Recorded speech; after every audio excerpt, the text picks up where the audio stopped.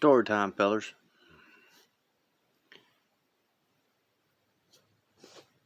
This is a story of a sad, wasted life of a man that had no guidance and didn't care. He was an acquaintance of mine at one time. I called him a friend, but now that I'm older, he never was a friend. He was a hindrance that I should have cut loose decades ago. Well, my friend,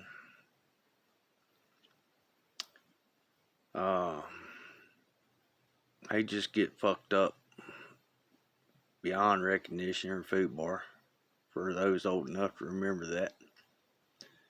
And he wasn't very mentally stable. Very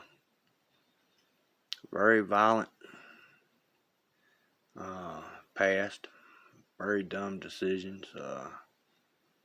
Again, for those who remember wrestling way back in the 80s, the Boogie Woogie Man kicked his ass. Cause he, back when they was going to the schools and stuff and having wrestling matches in the communities and stuff, the Boogie Woogie Man come down to where he was, and he was there, and of course he was, drunked up and doped up. And about got into it there, but the security hauled his ass outside, and he was out in the parking lot getting more drunk and messed up on the dope and everything. And after Boogie Woogie Man's match come to a conclusion, he come out to go to his car, and of course this fool started running his mouth. And Boogie Woogie powerbombed him right in the damn parking lot and just stomped the shit out of him. I heard it from some people that was out in the parking lot partying and seen it, and I didn't believe it till I seen him. And I asked him a few days later when he showed up, healed up a little bit where he could get out and about. I mean, he's black and blue and just all crunched up and shit. So what the hell happened to you? He's like, oh, we'll talk about it. I was like, yeah, I done heard. Is that true? He's like, yeah, what'd you hear? It's like, Boogie Woogie Man stomped the shit out of him. He did stomp the shit out. I said, hell yeah, he did. But anyway, I digress. That's just one of the stupid things he did. Back in my youth, we all went to a nudie bar, and he had a pocket full of old bathroom crank with him. We went in there, paid her, cover charge and stuff, and having a good time. I guess I was about 22 at the time. And he walks up to the first female, and he's like, hey, I got some crank, you want to do it? I got some booze and shit. And he picked the only one in the whole damn place that didn't do dope, or was afraid he's a cop. I don't know which one. Probably the only one didn't do dope. And she went right straight to the manager, and the bouncer come got him, threw him out, and he's wanting the keys to the car. And he's like, hell no.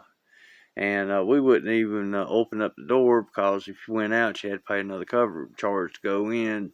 I was store next door, and he went and bought him a 12-pack of beer, and he's passed out on the hood of the car when we left. Like to never got him up in the car.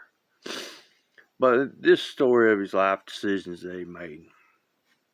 Well, I went by to see a friend many, many decades later.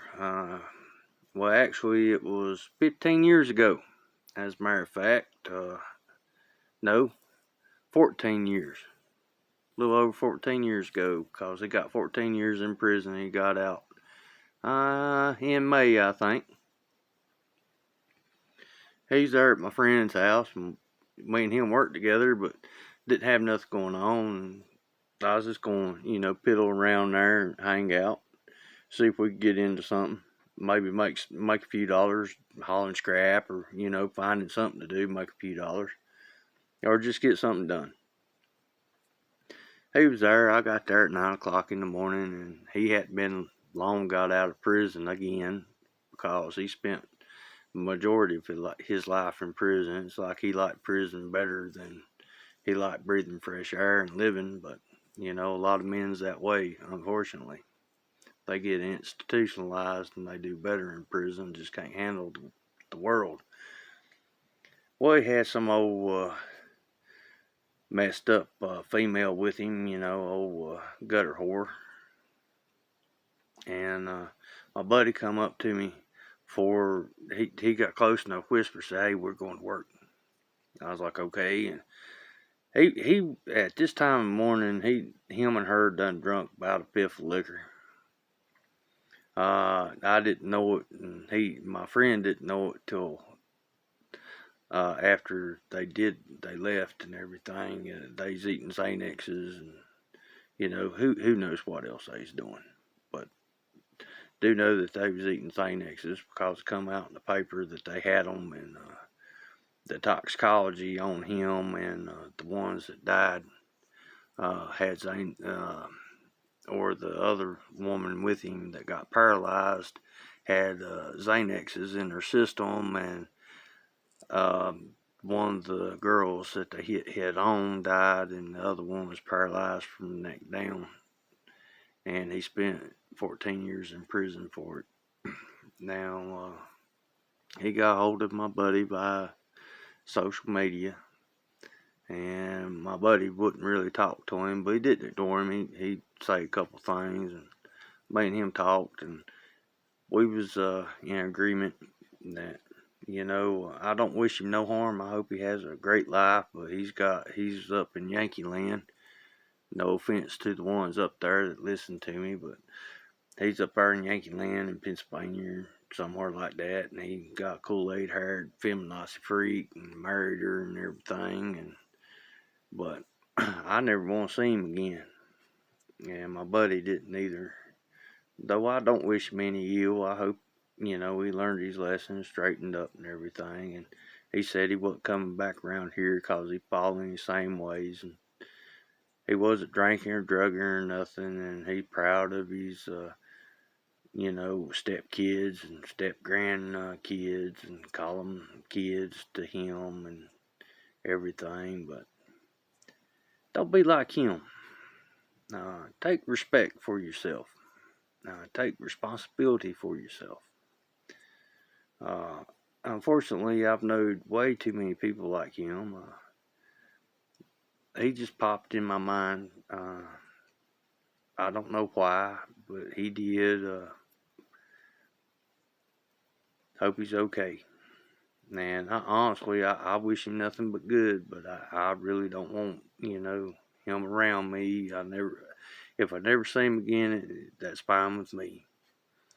And I mean, got a long history of just doing dumb shit. And if you have anybody in your life like this just keeps doing dumb shit and you're around and dragging you into dumb shit, get rid of them, because they're not your friend. They may not be your enemy, but they are certainly dragging you down, brothers and good men.